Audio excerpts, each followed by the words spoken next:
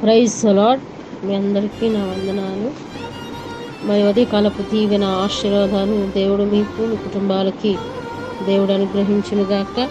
మరి ఈరోజు వాగ్దానాన్ని చదువుకుందాం. యెషయా గ్రంథము 57వ అధ్యాయము 18వ వచనాన్ని చదువుకుందాం.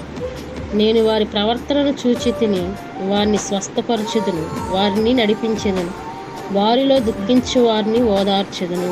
దేవుడు ఈ వాగ్దానాన్ని మీ కుటుంబాలకి మీరందరికి కూడా దేవుడు అనుగ్రహించునుగాక. మనందరం కూడా ప్రార్థన చేసుకుందాం.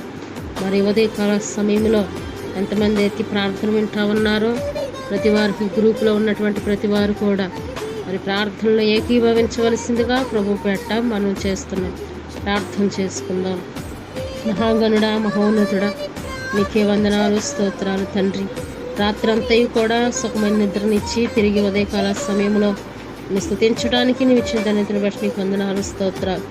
ఉదయకాలపు దీవెన ఆశీర్వాదాలు ప్రభువా మాకు, కుటుంబాలకి, సంఘానికి, సంఘ బిడ్డలకి, గ్రూపులో ఉన్నటువంటి వారికి, ప్రార్థనలకు ఇస్తున్న ప్రతి వారికి కూడా మీరు అనుగ్రహించండి ప్రభువా. ఉదయకాల సమయంలో నా ఎంతోమంది బిడ్డలు పనులకు వెళ్తుండగా ప్రభువా బిడ్డలకు మీ తోడు, కాపుదల, క్షేమమును, భద్రతను దయచేయండి. ఎంతమంది అయితే ఉద్యోగాలకు వెళ్తున్నారు, వ్యాపారాలకు వెళ్తున్నారు, ప్రభు స్కూల్కి వెళ్తూ ఉన్నారు, కాలేజీలకు వెళ్తున్నారు కాబట్టి వారందరినీ కూడా జ్ఞాపకం చేసుకోండి తండ్రి. ప్రతి వారికి కూడా మీరే తోడై ఉండి నడిపించండి నాయన. మరి అలాగే ప్రభు నాయన ఎంతోమంది ప్రార్థన సహాయాన్ని కోరి ఉన్నారు.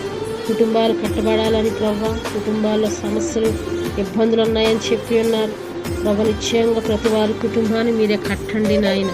ప్రభు కుటుంబాలను సమస్యలు, ఇబ్బందులన్నింటిని కూడా తొలగించండి. ఎంతోమంది బలహీనంగా ఉన్నారు నాయన, స్వస్థపరచండి నాయన. ప్రభు వారి బలహీనత నుంచి విడుదల దయచేయండి. గర్భఫలాలు లేనటువంటి వారికి కూడా నాయన గర్భఫలాలు అనుగ్రహించడం కూడా జ్ఞాపకం చేసుకోండి ప్రభు. ప్రతి వారిని కూడా నాయన దీవించండి, ఆశీర్వదించండి ప్రభు. నాయన ఉదయకాల సమయం ప్రారంభం మొదలుకుని సాయంత్రం వరకు కూడా నీ కృపా, కాపుదల, క్షేమము ప్రతి వారికి కూడా దయచేయండి ప్రభు. ఇదిగో తండ్రి నాయన ప్రార్థన ఏకీభవిస్తున్న బిడ్డలందరూ దీవించండి, ఆశీర్వదించమని ప్రభు. నాయన మళ్ళీ నాయన తిరిగి మరి ఒక రోజు మేమందరం కలిసి స్తుతించే ధన్యత, యోగ్యత, భాగ్యం అందరికి అనుగ్రహించమని యేసయ్య నామమును అడిగి వేడుకుంటున్నాము తండ్రి. ఆమేన్.